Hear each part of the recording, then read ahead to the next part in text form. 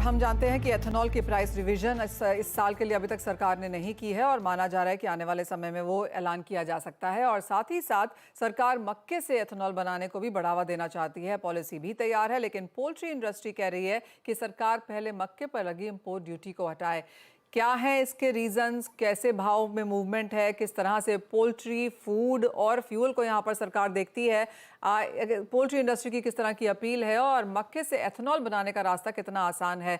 हमारे साथ all India poultry breeders association के चेयरमैन बहादुर अली हैं। मिस्टर अली, बहुत शुक्रिया हमारे साथ आज समय निकालने के लिए। सबसे पहले तो आपसे भावों पर ही जानना चाहेंगे, किस तरह के प्राइसेस हैं एज ऑफ नाउ, क्योंकि जहां तक अवेलेबिलिटी की बात है और सामने अब मांग के तो जरिए खुलते ही जा रहे हैं, चाहे वो पोल्ट्री इंडस्ट्री है, फूड के लिहाज से है, फीड के लिहाज से है, एथेनॉल के लिहाज से हो। अभी तो देखिए मक्के की प्राइस थोड़ी सी बढ़ी हुई है। 23-24 हजार रुपए टन हमारे को मिल रही है मक्के की प्राइस, जो कि पिछले साल 20-21 हजार रुपए थी। और ये मक्के के प्राइस बढ़ने का प्रेशर सिर्फ एथेनॉल फैक्ट्री के कारण सेंटीमेंट मार्केट का बना है कि एथेनॉल प्लांट्स को मक्का लगेगा, इसलिए बाजार को सेंटीमेंट के कारण तेज हुआ है। लेकिन जहां तक मैंने अपना हिसाब लगाया, हमारी एसोसिएशन ने सब वर्किंग किए हैं, तो हमको नहीं लगता कि एथेनॉल से मक्के में बहुत ज्यादा फर्क पड़ेगा। और कंपनी ये इस और गवर्नमेंट की भी जहां तक बात है, गवर्नमेंट भी इस बात को अच्छी समझती कि एथेनॉल के कारण मक्के की थोड़ी कंजम्पशन बढ़ेगी, तो मक्के की इंपोर्ट की भी परमिशन देगी। जैसे कि पहले भी हमने देखा है कि जब भी कोई ग्रेन की प्राइस बढ़ती है तो सरकार सपोर्ट में सबसे पहले आगे आती है। पिछले 2-3 साल पहले भी आप देखेंगे सोया मिल का प्रॉब्लम आया तो सरकार ने आके कही थी। अभी राइस ब्रोकर में भी प्रॉब्लम आया तो सरकार ने राइस ब्रांड को इंपोर्ट को एक्सपोर्ट को बैन किया था, अभी डीआरबी को किया। तो सरकार अग्रेसिव, अगर उसको जानती है कि इंडस्ट्री की कंजम्पशन के लिए अगर कोई ग्रेन की शॉर्टेज होगी तो सरकार अपने लेवल पे उसको लाके एक एवरेज ऐसी प्राइस ला देगी, किसानों का भी फायदा हो और इंडस्ट्री भी पूरी सर्वाइव करना चाहिए। तो हम बड़ी उम्मीद लगा के रखे हुए हैं कि सरकार से अपेक्षाएं भी है कि सरकार इसमें पूरा के पूरा सहयोग देगी पूरी इंडस्ट्री को, स्टार्च को। और आज की तारीख में जहां तक जैसा आपने पूछा है, तो मैं नहीं समझता कि मक्के की कोई बहुत ज्यादा शॉर्टेज है। कुछ स्टॉकिस्ट लोगों ने इसको हाईलाइट कर दिया है कि मक्के की शॉर्टेज इथेनॉल के कारण आने वाली है। मेरा ऐसा कैलकुलेशन है, क्योंकि अभी राइस ब्रान भी हमारे सामने मौजूद है, जिसकी क्रॉप 1 महीना लेट आई है। इसके कारण ये अभी जो प्राइस आपको मक्के की देखने मिल रही है, ये मक्के ब्रोकन राइस की जो क्रॉप 1 महीना फॉरवर्ड हो गई पानी के कारण। अभी हमको ऐसा है कि दिसंबर लास्ट से हमारे इंडिया में broken rice all over India में मिलने लगेगा।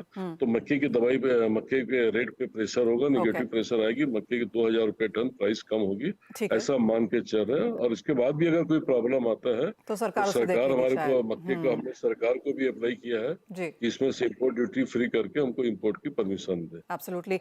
एज ऑफ नाउ, जैसे आपने कहा कि एथेनॉल एज ऑफ नाउ एक सेंटिमेंट है, on ground as of now कोई बहुत बड़ी डिमांड नहीं है, लेकिन सरकार ने यह भी कहा है वो क्योंकि वो कम दरों पर मुहैया कराएगी एथेनॉल मेकर्स को। जहां तक मक्के की बात है, आई गेट योर पॉइंट जब आपने कहा कि भाव यहां से थोड़े से नीचे ही जा सकते हैं, लेकिन कितना कितना पोर्शन आप देखते हैं एथेनॉल की तरफ मक्के का जाता हुआ?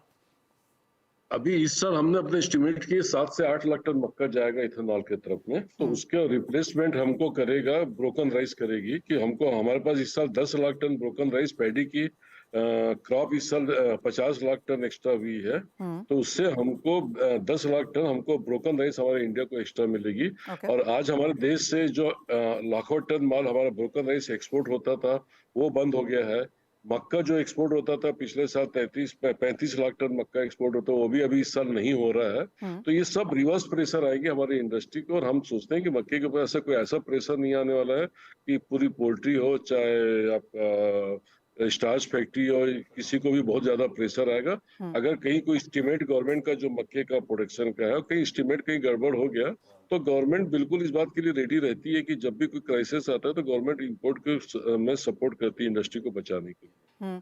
पर आपको लगता है इस बार इंपोर्ट करने की जरूरत पड़ेगी? जिस तरह से आपने कहा कि ब्रोकन राइस काफी हद तक जो मक्के की अवेलेबिलिटी है उसको यहाँ पर सफाइज करती हुई दिखेगी। सेंटीमेंट को डाउन करने के लिए मैं सोचता हूँ जरूरी है। क्योंकि स्टॉकिश लॉबी बड़ी स्ट्रांग हो जाती है जब देखती कि हैंड टू माउथ जितनी क्रॉप है उतना ये है।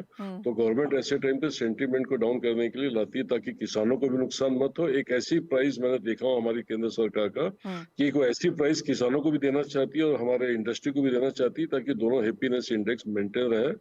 तो जहाँ पे भी ऐसा होगा कि जहाँ पे मक्के का इंडेक्स इन लोग प्राइस बढ़ाने की कोशिश करेंगे तो गवर्नमेंट बिल्कुल परमिशन देगी। आपकी एक बात सही है कि बाकी सारे इंडेक्सेस देखने के लिए एक हैप्पीनेस इंडेक्स यहाँ पर देखना बहुत जरूरी है। और जरूरी है कि सबको, किसानों को भी और इंडस्ट्री को भी, और पोल्ट्री इंडस्ट्री, आज हमारा लगभग 60% मक्का हमारी पोल्ट्री इंडस्ट्री लेती है। और जरूर इस बात को भी सरकार समझती है और बिल्कुल सरकार अच्छा ही काम करके देगी। मिस्टर अली, ये भी जानना चाहेंगे कि जिस तरह से पोल्ट्री एज एन इंडस्ट्री भी यहाँ पर ग्रो हुई है, ऑन एन ईयर एवरेज कितनी डिमांड ग्रोथ आप लगातार देखते हैं मक्के की इंडस्ट्री के लिए? हमारी पोल्ट्री आज 8 से 10% हर साल ग्रोथ हो रही है। मक्के की ग्रोथ हो रही है 4 से 5%।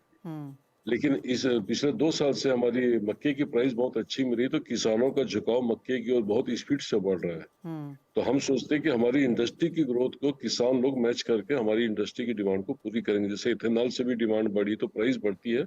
जब एक अच्छी प्राइस मिलती है किसान को 20 रुपए 21 रुपए, तो किसान बिल्कुल अट्रैक्ट होता है उसकी क्रॉप बढ़ाने के लिए, फर्टिलाइजर का यूज करता है और क्रॉप ज्यादा से ज्यादा लेने की यूज करता है। और हम अभी सरकार से भी लगातार इस बात के लिए बात कर रहे हैं कि आज हमारे पास 35 लाख टन मक्का एक्सपोर्ट होता था, बंद हो गया क्योंकि हमारी लोकल डोमेस्टिक हो गई। अगर जीएमओ सीड को यहाँ पे अलाउ कर देगी गवर्नमेंट, तो हमारे यहाँ मक्के क्रॉप 30 to 40% बढ़ जाएगा। किसानों की इनकम भी डबल हो जाएगी और इंडस्ट्री बढ़ाने के लिए अपॉर्चुनिटी मिल जाएगी। हम वैल्यू एडिशन करके मक्के का एक्सपोर्ट कर सकते हैं। ऑफ कोर्स काफ़ी सारी चीज़ें हैं, जैसे कि आपने कहा जीएमओ को अलाउ करना, वैल्यू एडिशंस, दो एक चीज़ें हैं जो यहाँ पर मांग रही है इंडस्ट्री की। लेकिन बहुत शुक्रिया मिस्टर अली हमारे साथ जुड़ने के लिए और बहुत डिटेल में नंबर्स के साथ ये सभी अपने जो आपके व्यूज़ हैं वो सपोर्ट भी करने के लिए। अजय, आप कैसे देखते हैं ओवरऑल एग्री कमोडिटीज़ को? आपके लिए मसालों के पास ज़रूर आना चाहूँगी क्योंकि कल अपर सर्किट था और वो भी ज़ोरदार अपर सर्किट था, लेकिन जीरे में उसके बाद आज बहुत ही सपाट कारोबार है। हल्दी ऑफ कोर्स काफ़ी लोग फिलहाल बाजार में बुलिश हैं और कल के सर्किट के बाद आज एक और अपर सर्किट है। यहाँ पर प्राइसेस कैसे देखते हैं? बिल्कुल Manisha ji, happiness index agree में होना बहुत जरूरी है, जैसे अली जी ने भी कहा है, क्योंकि अगला साल जो है मानसून को लेकर काफी चिंता है और विंटर क्रॉप्स को भी रहेगा जो बाकी कमोडिटीज में। बट मसाले की बात करें तो कल डेफिनेटली एक फायरवर्क था। आज जरूर जीरे में एक सेंटीमेंट थोड़ा साइडवे जरूर है, बट मुझे लगता है कि आगे जाके वापस ये पुशबैक करेगा। जैसे मैंने पहले भी कहा था, 38,500 काफी इंपॉर्टेंट हर्डल है। प्राइजेस मुझे लगता है कि यहाँ से पॉजिटिव ही मूव करेगा। 38,000 तक लेके चलिए, 37,200 का स्टॉप लॉस रखिए। 40,000 तक का लेवल हमें लगता है कि मंडे तक मिल जाएगा। वहीं अगर धनिया मुझे काफी अट्रैक्टिव लगता है, क्योंकि धनिया की जो सोइंग के फिगर्स आ रहे हैं गुजरात से, वो काफी कंसर्निंग है। तो आई थिंक धनिया के अंदर अभी भी अपसाइड बाकी है। आज भी हम देख रहे हैं कि प्राइजेस 1.25% से तेजी कर रहा है। करंट लेवल से लेके चलिए, मुझे लगता है कि 7800 तक का लेवल हम कोरिएंडर में देख पाएंगे और 7200 का इंपॉर्टेंट सपोर्ट रहेगा। वहीं हल्दी में कल भी तेजी थी, आज भी तेजी कंटिन्यू, और इस बार हम जानते हैं कि सोइंग एरिया करीबन 30% के लगभग कमी थी। यील्ड में भी ड्रॉप है और हल्दी को इसका बेनिफिट मिलता हुआ दिखाई देगा। तो आई थिंक ये करंट लेवल से लेना चाहिए। 12,900 का स्टॉप लॉस रखिए। 13,800 से लेके 14,200 तक का इमीडिएट टारगेट रहेगा। बट कुल मिला के सभी स्पाइसेस में अच्छी गिरावट के बाद अब एक वैल्यू बाइंग दिखाई दे रही है जो कंटिन्यू रह सकती है। चलिए, हमारा ध्यान यहाँ पर सिर्फ हैप्पीनेस इंडेक्स की तरफ है, तो तेजी यहाँ पर आगे और बाजारों में देखने को मिल सकती है, तो सरकार का भी ध्यान यहीं पर होने की उम्मीद है। अजय, बहुत शुक्रिया एज ऑलवेज साथ जुड़ने के लिए और उन तमाम स्ट्रैटेजीज के लिए भी। एक ब्रेक के लिए रुकेंगे, जब लौटेंगे तो बात यहाँ पर इक्विटीज की करेंगे।